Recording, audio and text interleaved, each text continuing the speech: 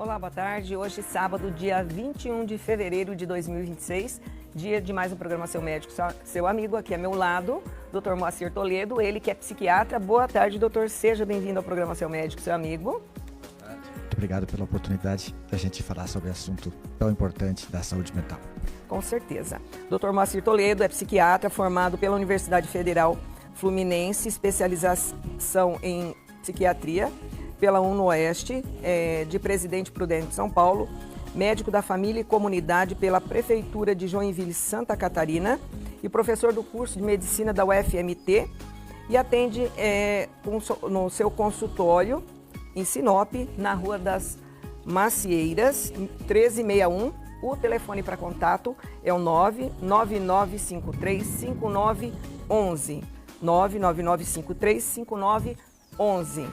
Nosso tema de hoje, nós estaremos falando sobre o transtorno bipolar. E a gente sabe que o transtorno bipolar afetivo, ele tem grandes consequências nas pessoas que são afetadas. Isso a gente pode ver claramente nos relacionamentos. A gente sabe que as oscilações de humor acabam dificultando muito a comunicação e também a interação dessas pessoas na comunidade. Doutor, o que é o transtorno bipolar afetivo? Então, transtorno bipolar afetivo ou transtorno bipolar do humor, para alguns fala que é melhor humor, é caracterizado pelas mudanças um pouco mais duradouras do humor, que ficam oscilando entre a euforia normal e até a depressão. E esses quadros precisam ser um pouco mais duradouro. Você usou a palavra oscilações de humor, para a doença bipolar, a gente prefere falar as mudanças de humor, os quadros de humor, porque as oscilações de humor são mais características de outros transtornos, como a personalidade borderline, que a gente vai citar aqui como diferencial.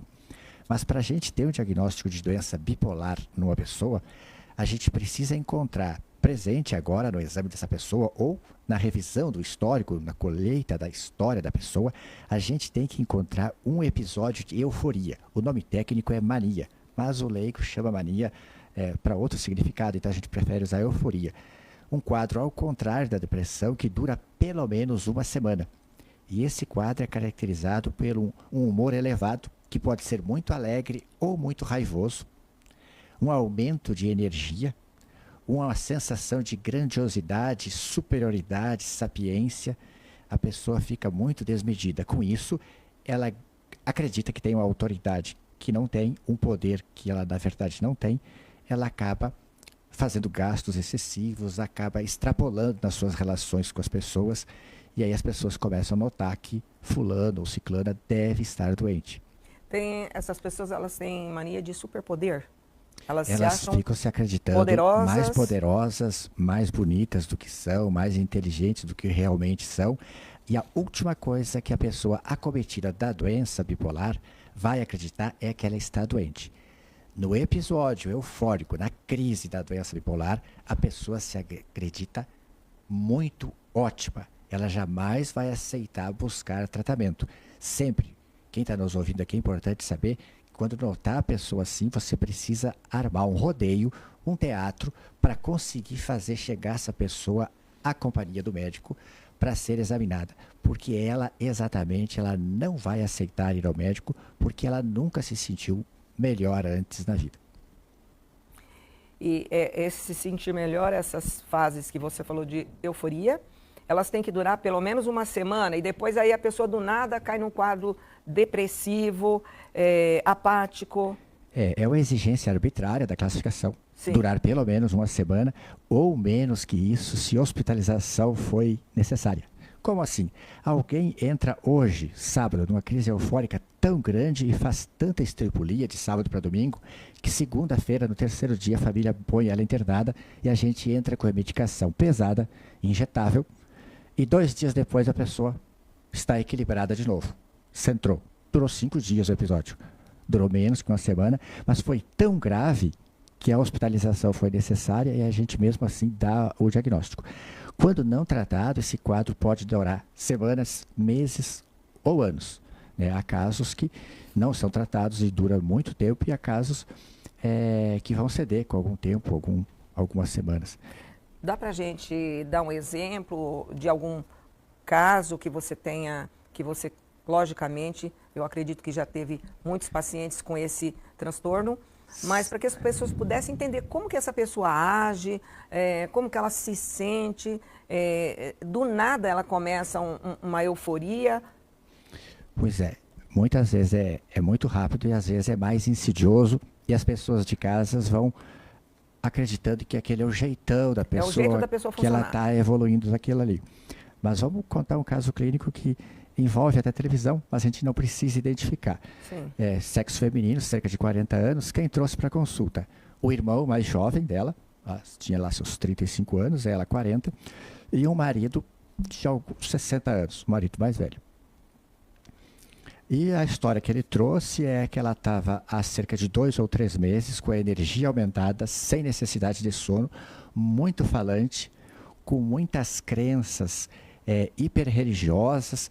Ela e Jesus Cristo estavam no mesmo patamar, já começando a fazer curas com imposição das mãos. E ela criou um canal do YouTube e começou a falar muito disso, a chamar as pessoas para essas rezas, para essas curas.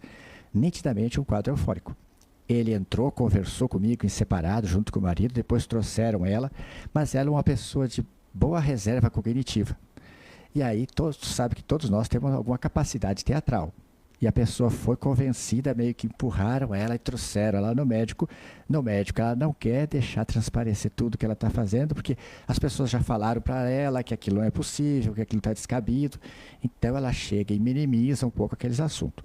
Mas a gente consegue notar só no semblante, depois de tantos anos de prática clínica, a pessoa não precisa falar quando chega ao consultório. Na sala de espera a gente já vê, pela altivez, pelo olhar, às vezes de empáfia, que a pessoa que está atribuída da mania acredita que tem todo aquele poder. De superioridade. A gente já nota.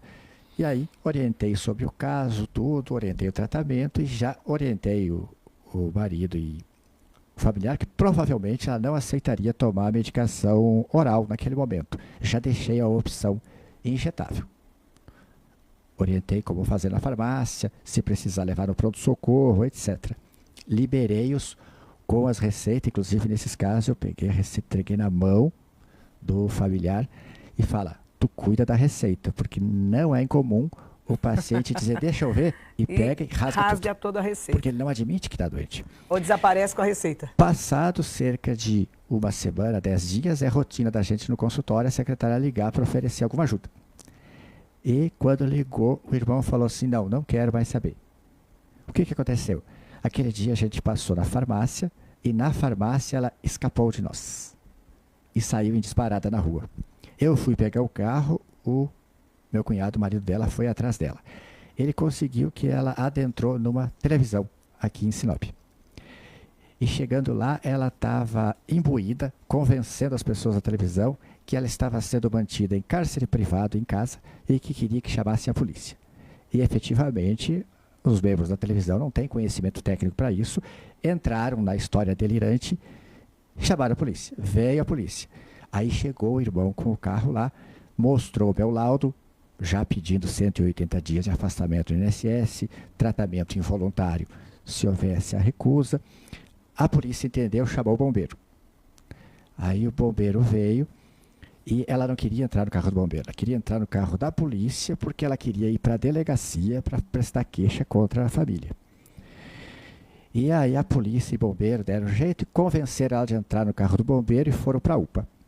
No caminho da UPA, eles moram em outra cidade, o irmão se perdeu da ambulância.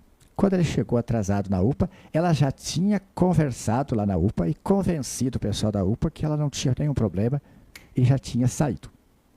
E foi para a rodoviária, pegou um ônibus e voltou para a cidade dela. Nesse interim, quando chegaram de volta na cidade deles, o marido adquiriu um quadro que a gente chama de folie deux do francês, que é loucura a dois. Ele entrou no delírio dela e passou a intimidar o cunhado de vou te processar se você continuar insistindo que a minha mulher está doente. E aí o irmão lavou as mãos. E esse caso a gente não recebeu mais. Mas é um nítido quadro de euforia onde a pessoa não consegue admitir que está doente. Era um quadro atípico, claro, entrando. Essa doença começa geralmente mais cedo, ela estava com 40 anos, foi solicitado exames de imagem cerebral, porque às vezes a pessoa pode ter uma hidrocefalia, um tumor cerebral, alguma coisa acometendo o encéfalo, causando esses sintomas. Mas pode Então, também não ser. 99,9% das vezes a gente vai fazer todos os exames e não vai encontrar nada alterado. E aí isso reforça para a gente que o quadro é puramente psiquiátrico.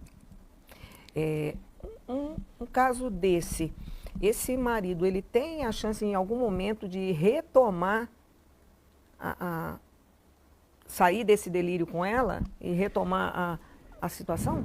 Provavelmente pode acontecer de tudo. Ele pode manter o delírio, mas pode o quadro dela agravar tanto que ele consiga perceber que não está boa a coisa e acabar buscando tratamento, e ele vai precisar às vezes ser tratado também.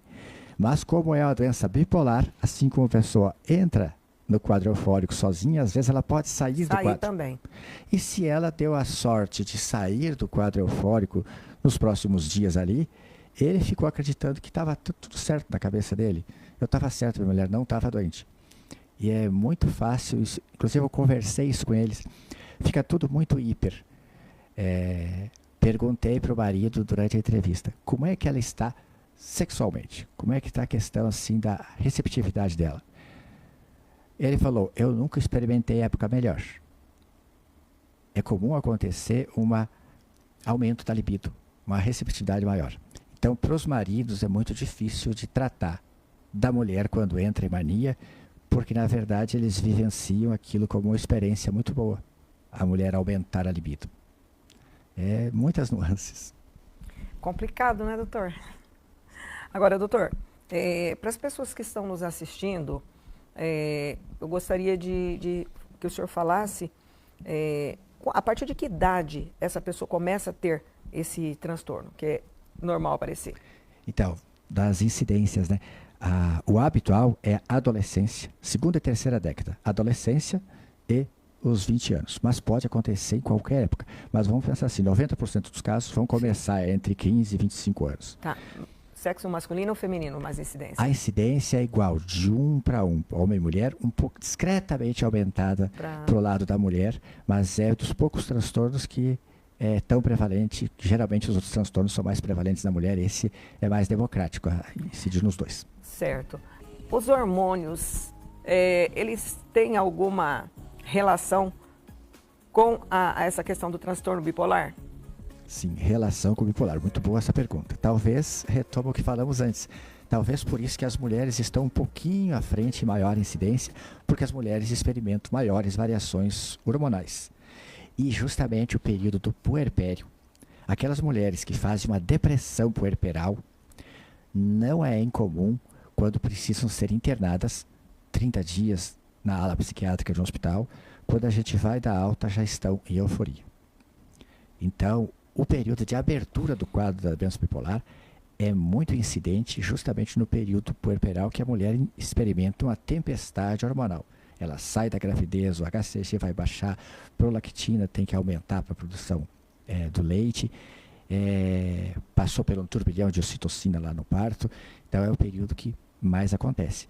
A gente tem que pensar nos desencadeantes. As pessoas têm a doença bipolar por um determinismo genético, ter parentes de primeiro grau aumenta a incidência, o mau manejo do estresse, o desrespeito ao ciclo circadiano, né, o sono mal dormido, fora de hora, e exposição a substâncias. São as coisas assim, com mais relação a desencadear drogas. Substâncias, eu estou falando, tanto as ilícitas como cocaína, maconha e álcool, não é tão ligado, mas tá, e também substâncias, medicamentos. A gente interna o paciente, às vezes precisa usar altas doses de corticoide, antibióticos, ciprofloxacina, antibiótico bastante comum para infecções de vias urinárias, infecções de pele, pode desenquadrar um quadro eufórico psicótico que a gente não vai dar nome de doença bipolar. A gente vai fazer vai diagnosticar que foi um transtorno de humor induzido por aquela substância. Por medicações. Por medicações. Por que a gente vai dizer isso? Que a pessoa não tinha nenhuma história disso, a gente tirou aquela medicação, a pessoa cessou os sintomas, não teve mais, não retorna a ter isso adiante. Não, você não tem doença bipolar, a gente vai revisar o diagnóstico na frente. Não, você fez um quadro típico da doença bipolar, mas só durante o uso daquela substância. Agora eu estou te vendo 1 ano no consultório, nunca mais aconteceu nada. A gente vai revisar o diagnóstico. Você teve um quadro de humor secundário ao uso daquela substância. Certo. Doutor, além desses sinais que nós já falamos, para as pessoas que estão nos assistindo, tem algum outro sinal importante que as pessoas devam ficar atentas em casa com o familiar? Além desses sintomas de aumento da energia, falta de necessidade de sono e pensamentos grandiosos demais, a gente precisa ficar atento que nem sempre as pessoas com doença bipolar vão começar a doença pelo episódio eufórico. Muitas vezes podem até ter episódios eufóricos, mas mais brandos, que vão ser experimentados pela pessoa e pela família como períodos bons, de alto rendimento, de muita proatividade da pessoa. Mas alguns casos não tem esse quadro eufórico marcante que precisa levar a tratamento, mas quando vem a depressão. E não é incomum a gente ter pacientes no consultório que a gente trata de uma depressão muito grave, muito difícil de tratar, que a gente precisa do tratamento medicamentoso, psicoterápico, encaminhar às vezes para tratamentos não medicamentosos, como eletroconvulsoterapia, tratamentos com injetáveis. Teve uma paciente que eu tive que fazer tratamento com ketamina, um anestésico geral que a gente aplica semanalmente, causa uma sedação e tem uma melhora boa da depressão, e rápida. Nos casos mais graves a gente precisa fazer isso. E passado cerca de 6 meses depois que ela melhorou, essa paciente chegou a ficar com 37 quilos. Tivemos que internar. Nossa, por que tudo isso, doutor? Ela fez uma depressão grave, com psicose, não melhorou as primeiras 2 drogas, acrescentamos uma terceira, tivemos que chegar ao ponto de internar para passar sonda gástrica alimentar. Passou cerca de 6 meses, é uma mulher de 70 anos, profissional de saúde, aposentada. O marido apareceu antes do tempo com ela e lembra que eu falei do semblante? Uhum. Quando eu vi ela já muito maquiada, dia de semana, de manhã, vestido vermelho no consultório, já percebi alguma coisa. Aí o marido falou: doutor, eu quero saber se é seguro nós viajar, nós estamos de viagem marcada para o Nordeste, mas ela está com energia muito grande, ela está comprando muito suplemento e falando disso muito para as pessoas, está presenteando todo mundo com suplementos, dizendo que isso foi uma maravilha para ela. E ela me faz em todos os bailes da terceira idade. Eu estou tendo que ir a 3, 4 bailes da terceira idade por semana com ela. Nitidamente ela estava no episódio eufórico. Dança o tempo inteiro. Aí o que eu fiz? Entrei com carbonato de lítio, que é a medicação mais bem indicada, que mais nos ajuda nesse quadro. Não cheguei a entrar com o antipsicótico, nem tirei o antidepressivo, deixei lá. Entrei com o lítio e ela melhorou do quadro, estabilizou. E aí caiu minha ficha. Porque essa paciente, eu herdei ela de outro médico, eles viajaram daqui antes da pandemia para a terra de origem deles, no Mato Grosso do Sul. Lá no Mato Grosso do Sul, a médica tratou e melhorou. Eu só fiz a manutenção dela por 1 ano e dei alta. Quando ela voltou 2 anos atrás, em 24, ela voltou grave. Comecei a tratar, ficou mais grave, tivemos que internar. E aí caiu minha ficha. Essa depressão muito grave, muito difícil de tratar, na verdade, era a doença bipolar do humor, que não tinha se mostrado ainda no polo do humor. Ela estava só cursando com os episódios de depressão. E aí as pessoas podem pensar uma coisa, mas não foi a chamada virada maníaca? Virada maníaca se fala quando você entra com antidepressivo para o paciente e o paciente quase que imediatamente vira para o lado da euforia. Tá?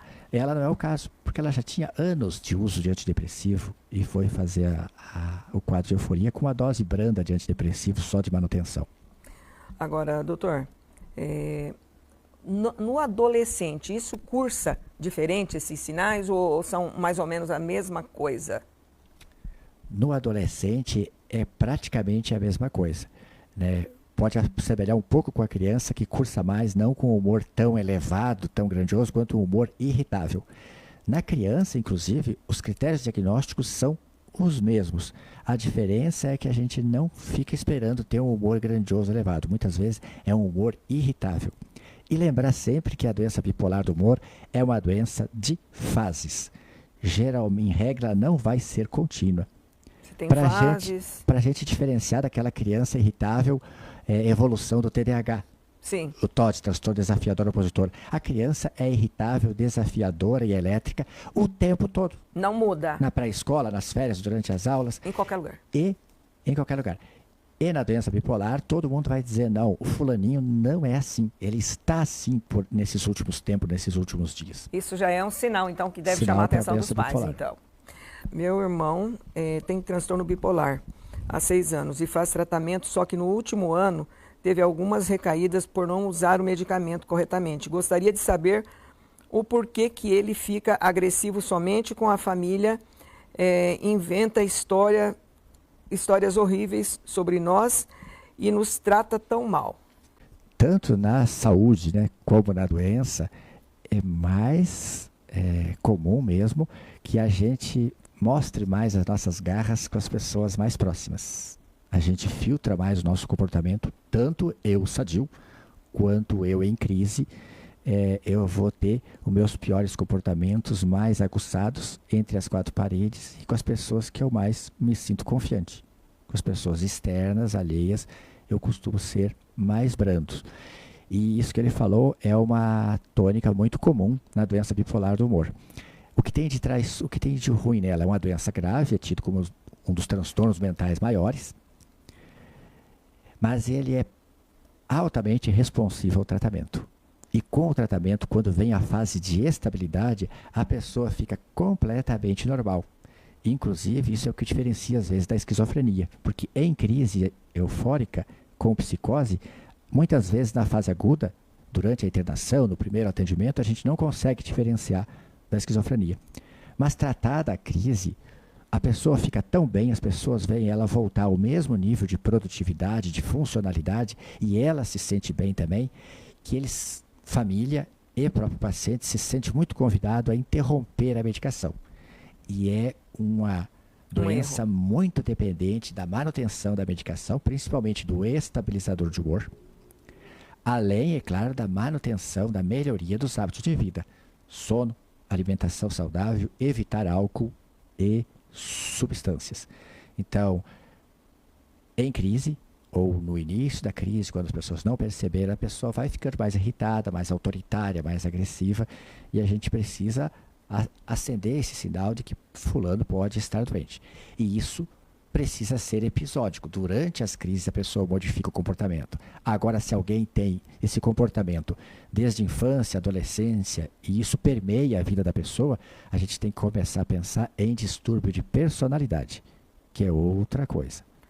Essa questão da família aqui, pode ter alguém que ele na família, que ele se reporte de uma forma mais agressiva sempre? Ele pode escolher alguém? Ou não, ou geralmente com todas as pessoas que vai ser dessa forma? Independente. Às vezes tem pessoas que ele vai se dirigir mais. As pessoas, quanto mais próxima a pessoa for, mais fácil de ser alvo da persecutoriedade dele, de acreditar que aquela pessoa está querendo tramar contra ele. É por isso que muitos familiares às vezes escolhem tomar distância. Não é incomum da gente receber esses pacientes para tratamento, trazidos só pelo bombeiro, por vizinhos, por um transeunte na rua, porque a família, até enxergar que aquilo era uma doença, ficou interpretando como ruindade, maldade, já se criou inimizade na família. Sim. Quanto mais próximo for, mais fácil é de você ser o alvo das discussões, das brigas. Ana Carolina, as pessoas têm transtorno bipolar, pode ter depressão e os sintomas podem ser confundidos? Então, as pessoas não têm a doença ao mesmo tempo, mas em regra, para ter o diagnóstico de doença bipolar, é preciso ter um episódio eufórico, como falamos lá no começo. E sair do episódio eufórico. Não é obrigatório ter depressão, mas em regra, as pessoas vão fazer depressão e quando o fazem, é uma depressão geralmente mais grave e de mais difícil tratamento. Você falou que não é necessário, não necessariamente a pessoa sai da euforia e vai para o estado de depressão. Pode não ter essa depressão. Às vezes nunca ter a depressão durante a vida. Tá. E quando ela sai desse estado de euforia, ela vai para que estado quando ela não tem depressão, por exemplo? Seria o estado de eutimia, de humor normal. O que é o humor normal? É aquele que a gente está a maior parte do tempo dê bem com a vida. A gente vai ter momentos tristes, mas isso nunca vai exceder a 2 semanas de duração para a gente dizer que é uma depressão, e a pessoa continua com suas funcionalidades. E aí tem um porém. Para a pessoa, para o ser humano que já experimentou, entre aspas, gente, a delícia que é a mania, você ter muita energia, você se acreditar mais sábio, mais ágil, mais poderoso, mais rico do que o que realmente você é, quando ele vem para o polo normal da vida, Fátima, a vida é dura. É chata. A vida é pesada. A vida é difícil. Trabalha, às vezes, não cansa. você tem que acordar cedo, você está cansado às vezes e tem que fazer mais um pouco, porque amanhã tem mais compromissos. E aí, a pessoa que experimentou o estado de energia da euforia, quando ela está no polo normal, costumeiramente esse paciente se queixa de depressão para a gente no consultório. E se a gente, enquanto médico, ceder muito isso, retirar estabilizador de humor e favorecer o uso de antidepressivo, às vezes, na próxima consulta, o paciente vem em euforia. Ou nem vem e vem a família contar que precisou chamar a intervenção do bombeiro, etc. e tal. Isso nem está escrito no livro, isso a gente aprende do traquejo do consultório. Na prática. A paciente que vem para o consultório e fala, doutor, eu estou tão bem, eu acho que eu nem preciso mais dessa risperidona à noite para dormir. Eu estou tão bem. Volta mês que vem. Às vezes nem consegue voltar porque já começou o episódio de mania. A família intervém antes. Certo, nós estamos aqui conversando com o psiquiatra Dr. Moacir Toledo. Nosso tema de hoje é o transtorno bipolar. A gente vai para o intervalo, mas não saia porque a gente volta bem rapidinho.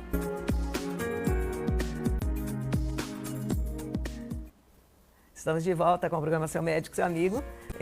Nós temos aqui a Solange. As pessoas podem ser diagnosticadas com bipolaridade mesmo nunca tendo tido depressão? Isso o senhor já respondeu lá, mas se o senhor quiser pode complementar alguma coisa. Sim, não precisa ter o episódio de depressão. Encontrou presente ou no histórico passado um episódio de euforia, ou mania, é sinônimo pra gente, né? Mas euforia, o estado ao contrário da depressão, você vai fazer o diagnóstico de doença bipolar do humor. E aí só lembrar que tem o bipolar tipo 1 e o tipo 2. Sim. O tipo 1 é o bem clássico, é esse que eu tenho falado aqui, que evolui com aumento muito da energia, com delírio de grandeza, que a pessoa fica absolutamente disfuncional. O tipo 2, a pessoa fica com a energia aumentada, aumenta a produtividade, mas ela não chega a ter quadro psicótico de delirar, de ter crenças irreais. Esse quadro muitas vezes passa despercebido. No tipo 2, muitas vezes eles só tratam a depressão, não ganham o diagnóstico bipolar, porque a mania deles, a euforia deles é pequena, ela não extrapola um teto que as pessoas enxergam que ela está doente. Certo. A Solange, boa tarde. Meu sogro tratou muitos anos de transtorno bipolar agressivo, mesmo de imaginar criar situações que nunca existe até querer matar. Tem 2 anos que ele faleceu com um câncer. Na hora, minha dúvida é aqui, qual a possibilidade de meu esposo e meus filhos desencadear esse transtorno? Histórico familiar de primeiro grau, ou seja, você ter pai, mãe ou irmãos com doença bipolar, você tem uma chance bem aumentada a respeito da população geral. Cerca de 50% mais. Tipo, se você tem pai e mãe com doença bipolar, você tem praticamente 50% de chance de ter. E essa doença, como eu falei, é muito comum começar na segunda e terceira décadas de vida. Se a gente já passou dos 30 anos, essa chance vai diminuindo muito, mas não impede assim de se ter. O que eu sempre convido em matéria de psiquiatria preventiva é quando vem os filhos, trazer os pais, irmãos, eu falo assim, olha, vocês não inventem aquela história de que vou dar só um tapinha na maconha, vou experimentar, vou usar só recreacional. Evitar o uso de substâncias ilícitas é mandatório, álcool pesadamente também é frequente, evitar, e aquelas principais coisas, né? Manejo do estresse e preservar as noites de sono. Doutor, transtorno bipolar tem alguma relação com ansiedade? Pode ter?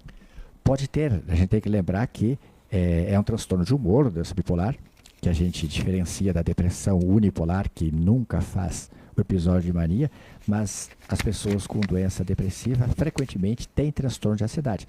Então a gente pode ter a doença bipolar e fazer, por exemplo, crise de pânico e ganhar o diagnóstico de transtorno do pânico, síndrome do pânico. A gente pode também ter um distúrbio de personalidade, seja ela personalidade perfeccionista, a própria personalidade borderline, que é muito confundida com a doença bipolar.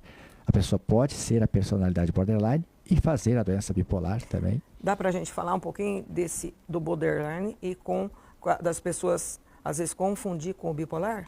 Sim, isso é bem interessante falar, porque a gente recebe muito no consultório pacientes que vêm com: doutor, eu tratava lá em tal cidade, com o doutor fulano, me fez o diagnóstico de doença bipolar do humor e estou tomando esses remédios.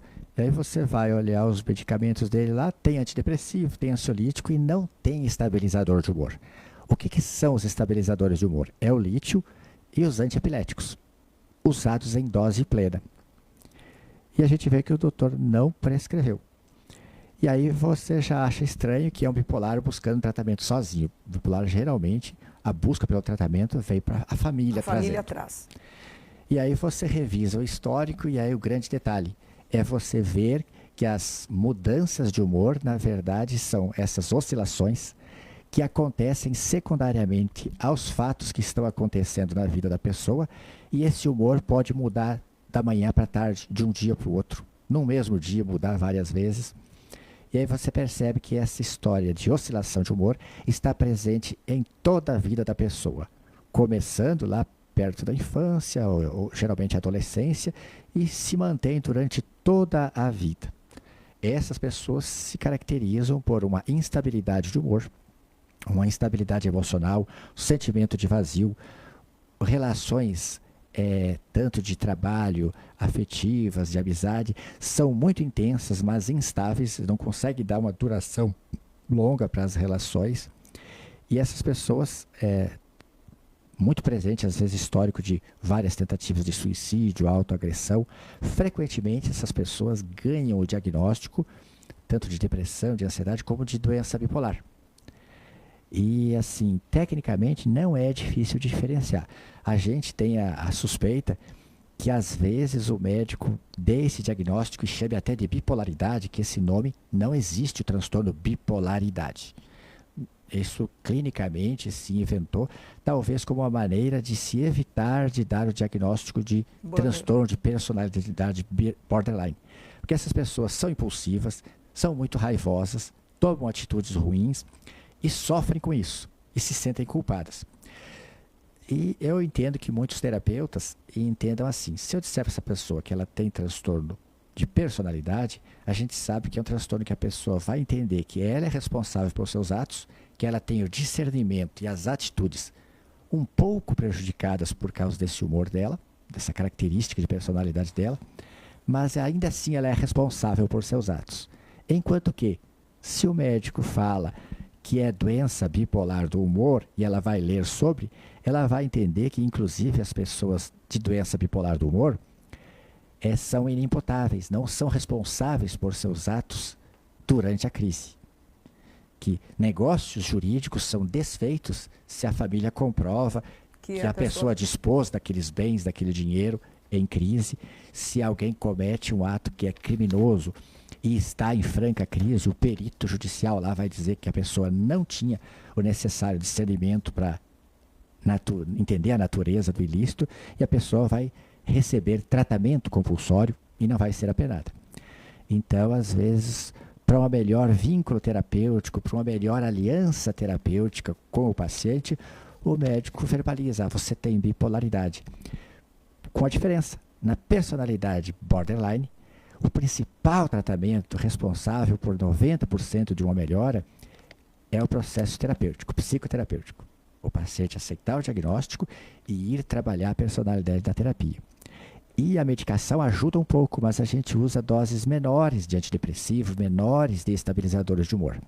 Já na doença bipolar do humor, o tratamento é absolutamente, na fase aguda, é absolutamente dependente da medicação, em doses plenas. O paciente saiu da crise da doença bipolar, a gente vai encaminhar para a psicoterapia, para o paciente começar a se reconhecer mais, para ele mesmo conhecer. Quando começam os sintomas ficarem muito agitados, a energia muito aumentada, ele chamar a família, chamar o médico e pedir socorro: tenho que rever a medicação que eu estou entrando em crise. É muito complicado para a pessoa isso, né, doutor? Bem difícil também, né?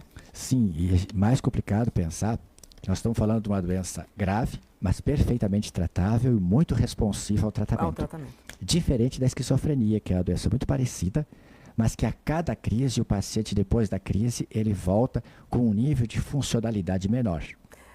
Mas a doença bipolar, que o paciente só trata as crises e larga, só trata as crises e larga, alguém que fica tendo 1 ou 2 vezes por ano uma crise grave de doença bipolar, depois de 5 ou 10 anos, você não diferencia mais essa pessoa se é esquizofrenia ou se é bipolar. Ambas terão empobrecido e terão perdido todas as suas relações de trabalho e familiares.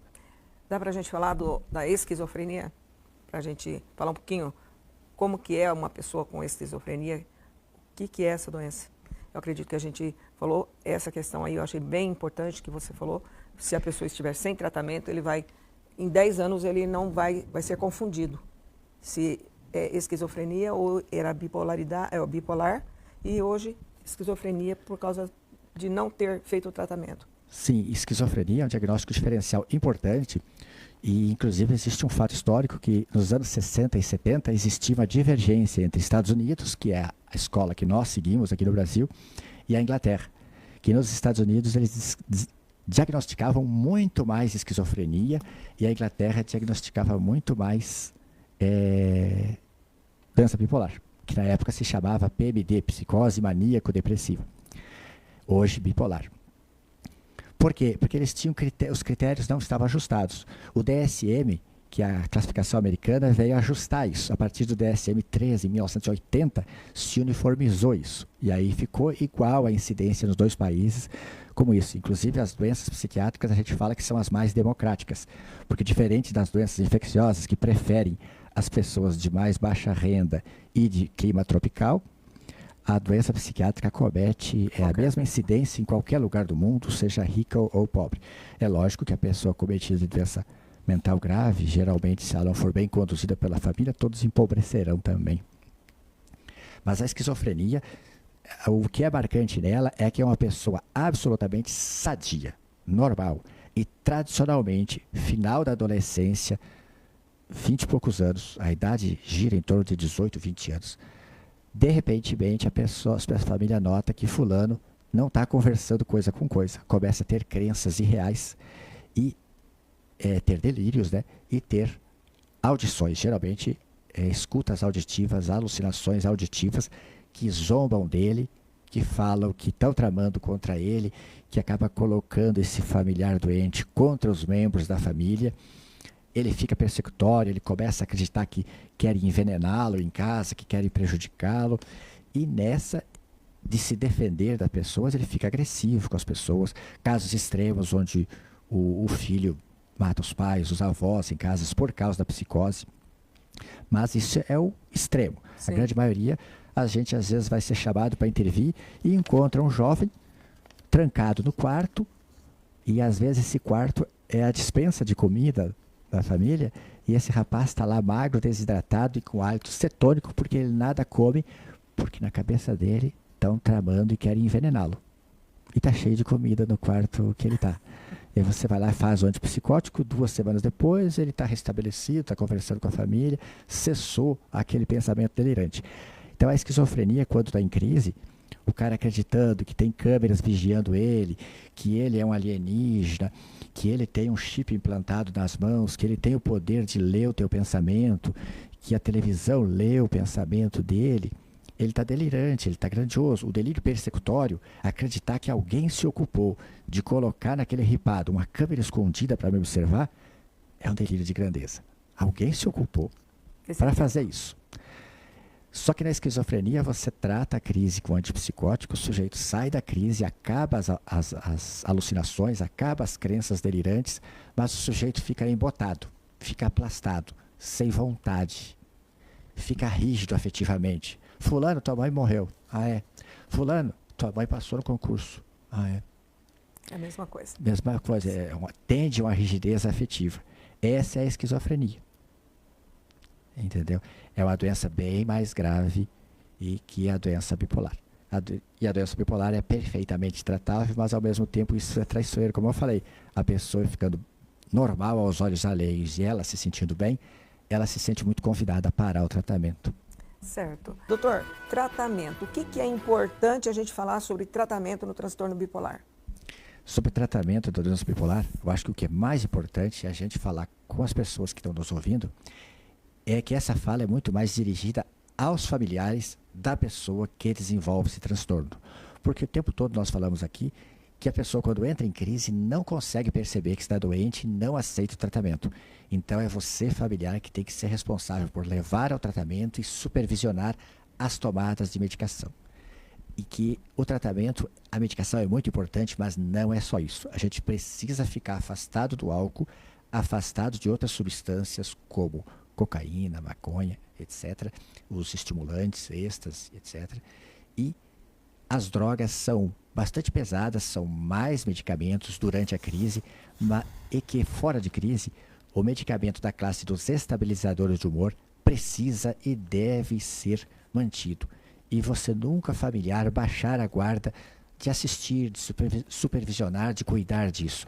Porque justamente quando o paciente está entrando em euforia, é que ele fica mais convidado a esconder a medicação, interromper o uso, porque ele se entende muito bem. Então você nunca pode baixar a guarda em cuidar do teu familiar que tenha esse diagnóstico. Certo. Doutor, essas pessoas com transtorno bipolar, elas têm uma maior facilidade, às vezes, de acabar ficando dependente de substâncias? Sim, é uma situação que a gente, como fala, não sabe o que veio primeiro, se o ovo ou a galinha.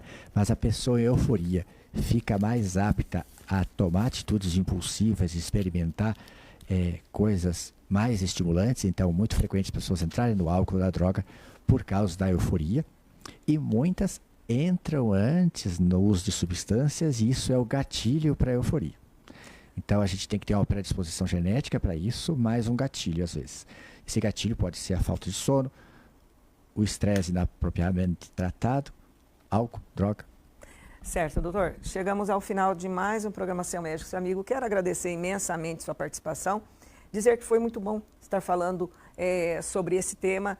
Tínhamos bastante pessoas pedindo para falarmos sobre o transtorno bipolar. Eu espero que as pessoas tenham gostado da nossa entrevista hoje. Deixo aberto para suas considerações finais. Por favor, fique à vontade. Eu que agradeço enormemente a chance de falar desse assunto tão importante. Se tinha muitas perguntas, se vocês tiverem um canal ou entrar na rede social da gente, DR Toledo Médico, pode deixar suas perguntas lá. Eu ainda consigo responder a todos que adentram ali.